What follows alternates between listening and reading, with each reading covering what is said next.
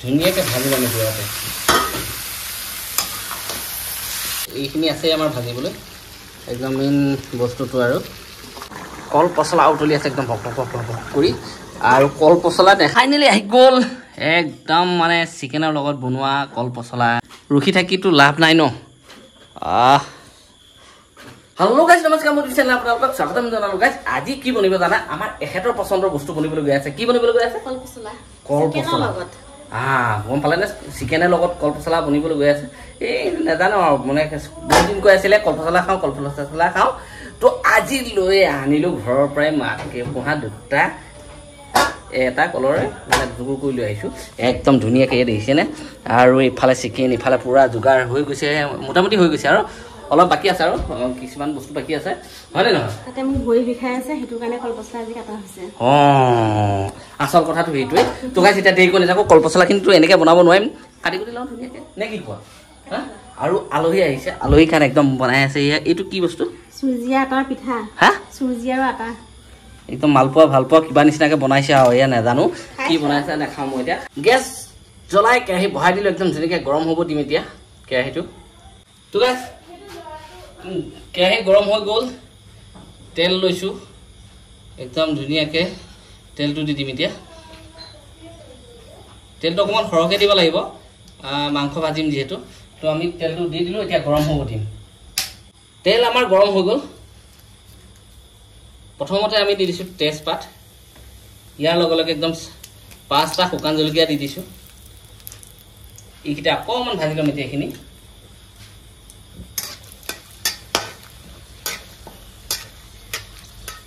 আমাৰ ভজা হৈ গ'ল একদম ধুনীয়া হৈ গ'ল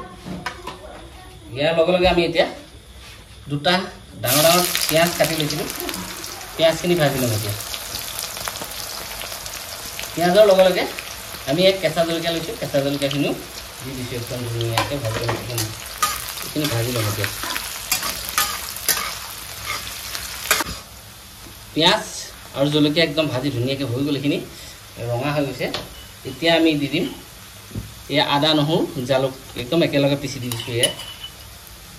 একদম ধুনীয়াকৈ পিচা এইখিনি এতিয়া আমি ধুনীয়াকৈ ভাজিম অকণমান টাইম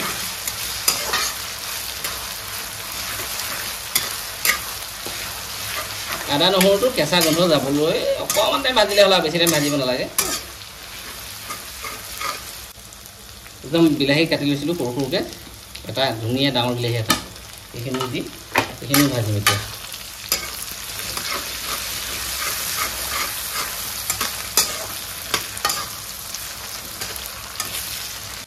তো ইয়াত এতিয়া আমি একো মছলা দিয়া নাই যিহেতু আমি মছলা দিম এতিয়া প্ৰথমতে দিলোঁ কালাৰৰ কাৰণে কাশ্মীৰী ধনিয়া আধা চামুচ মাংস দিম যিহেতু মিট মছলা দিলোঁ আধা চামুচ গৰম মছলা অকণমান দি দিছোঁ আৰু 1 চামুচ জিৰা দি দিছোঁ এইখিনি দিলোঁ এতিয়া ভাজিম অকণমান মই ইয়াত হালধি দিয়া নাই এইখিনি ধুনীয়াকৈ ভাজি লওঁ এইখিনি ভাজি থকা অকণমান টাইম ভাজিলেই হ'ল আৰু বেছি ভাজিব নালাগেতো এইখিনি ভাজাৰ লগে লগে মই হালধি আধা চামুচ দি দিছোঁ আৰু ইয়াৰ লগে লগে এই চিকেনখিনি ধুনীয়াকৈ ভাজি ল'ম ইয়াতে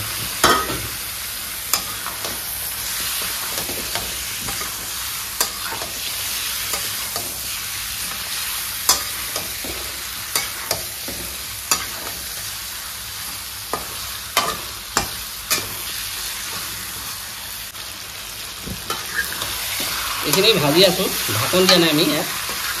ধুনীয়াকৈ প্ৰায় ঢাকন নিদিয়াকৈ 2 মিনিটমান আমি ভাজিলোঁ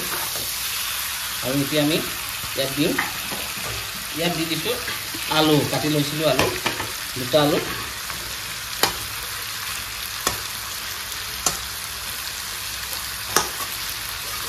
আলু দুটাও দি দিলোঁ মই আৰু এতিয়া ভাজিব লাগিব প্ৰায় আপোনাৰ 10 মিনিটমান সময় ধুনীয়াকৈ ভাজিব লাগিব ইয়াত আলুখিনি দি ভাজি লৈছোঁ আৰু দেৰি কৰি নাথাকোঁ ইয়াত দিম এতিয়া আমি নিমখ ইয়াত নিমখ দিয়াই নাই মই নিমখ সোৱাদ অনুযায়ী নিমখ মই দি দিছোঁ দি দিলোঁ আৰু নিমখ দি এনেকৈ লৰাই বগাই দিলোঁ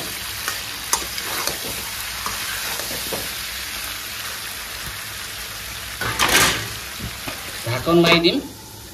আৰু মাজে মাজে চাই থাকিম প্ৰায় 10 মিনিটমান সময় 2 মিনিট 3 মিনিট মানৰ মূৰে মূৰে একদম আমি এইটো চাই আছোঁ ধুই ল'ব পাৰেতো এনেকৈ 2 মিনিট 3 মিনিটৰ ভিতৰতে এবাৰ এবাৰ এনেকৈ লৰাই দি আছোঁ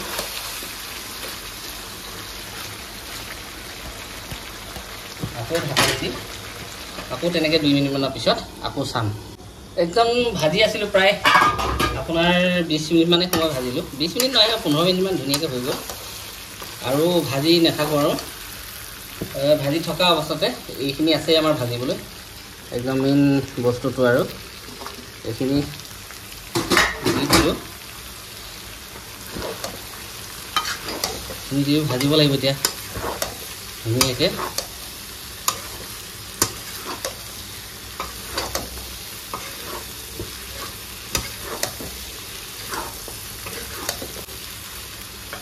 আৰু ইফালে মই ওচৰতে পানী গৰম কৰি আছোঁ অকণমান নামমাত্ৰ মই পানী দি দিম এতিয়া অকণমান দি দিছোঁ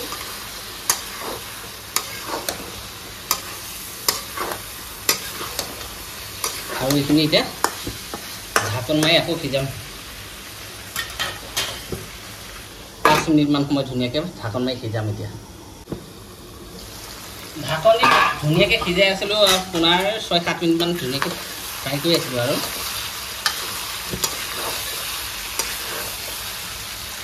দেখিছেনে কি ধুনীয়া হৈছে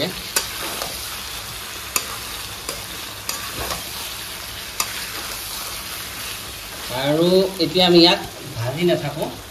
এই গৰম পানী দি দিম এতিয়া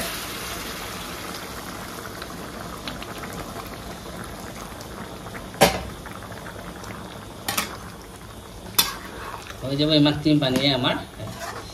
মাংস আলু চালু একদম ধুনীয়াকৈ সিজিবলৈ এইটোৱে এতিয়া পানী ইমানটো হৈ যাব আৰু তেখেতে ঢাকন দি ধুনীয়াকৈ সিজাই ল'ম এইফালে আমাৰ কল পচলা উতলি আছে একদম ভক ভক ভক কৰি আৰু কল পচলা দেখাই আমাৰ দেহাই তাৰ কাৰণে বনি আছে ইফালে মাংস এক্সট্ৰাকৈ বনি আছে আৰু এটা কথা কি জানেনে এয়া কি এয়া কাৰ কাৰণে আনিছ বা মুখত সোমোৱাই লৈছে কেঁচা পনীৰ মিঠা বাৰু যিহওক দিনাই এইফালে বনি আছে প্ৰাঞ্জলৰ এইফালে বনি আছে প্ৰাঞ্জলৰ এইফালে আমাৰ দুটাৰ এইফালে এয়া পাহিৰ মানে পাহিৰে পচলা নাখায় বোলে পচলা নাখায় পচলা খায় তাই এই শাওণ মাহৰ কাৰণে মাংস নাখায় তো এইফালে বনি আছে আমাৰ দেহাৰ মানে সি পচলা নাখায় আৰু যি হওক দিনাই গাইছ মাংসৰ মানে পচলাৰ গোন্ধ যি মলমলাই আছে নহয় কেতিয়া হয় এনেকুৱা লাগি আছে হয় নাই হে মইতো হ'লেই খামেই আৰু বিষটো তেতিয়া যদি পলাই পচলা খাই বিষ নিয়াবলৈ আহিছে কি যে কম আৰু নেজানো আৰু এইফালে চাওক না কি ধুনীয়া হৈ উতলি আছে তো গাইছ মই অলপ গেছটো চিমত দিওঁ একদম ধুনীয়াকৈ সিজক পানী কমি গ'ল দেখিছেনে ইয়াত তো এতিয়া ভাল আৰু নাজানো তুমি পনীৰ বনোৱা গেছটো কম ফ্লেমত দি লৈ প্ৰায় সিজালোঁ 10 মিনিটমান ধুনীয়াকৈ একদম চাওক কি ধুনীয়া হৈ গ'ল আৰু গেছটো এতিয়া মই অফ কৰি দিলোঁ ইফালে পনীৰ ভাজি আছে তো গাইছ একদম মানে গৰম লাগি গৈছে মই গা চা ধুই আহিলোঁ লগ পাই আছোঁ গাইছ নে কি কোৱা ফাইনেলি আহি গ'ল একদম মানে চিকেনৰ লগত বনোৱা কল পচলা আৰু ইয়াৰ লগত দি দিছে ইয়াত দেখিছে বিন জলকীয়া নেমু ভাত মানে গোন্ধটোত ৰখি থাকিবই পৰা নাই ইফালে অহাই নাই এই ভাত বাঢ়িহে লৈছে কিন্তু ওচৰলৈ অহাই নাই প্ৰাঞ্জলৰ এক্সট্ৰাকৈ বনোৱা হৈছে তাৰ কাৰণে সি নোখোৱাৰ কাৰণে মানে এটাই কথা ৰখি থাকিতো লাভ নাই ন কল পচলা এয়া চাওক কল পচলা ৱাও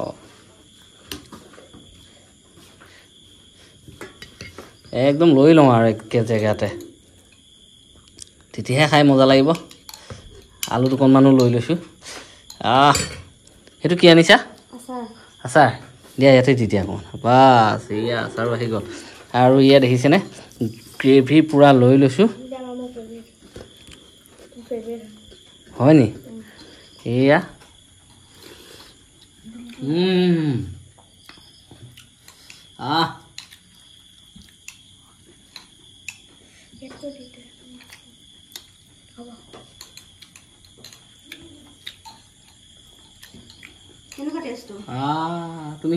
তুমি এনেকেই থাকা যোৱা হা তুমি তেনেকেই থাকা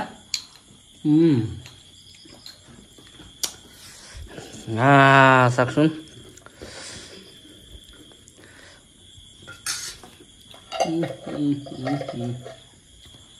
ইয়াৰ লগতে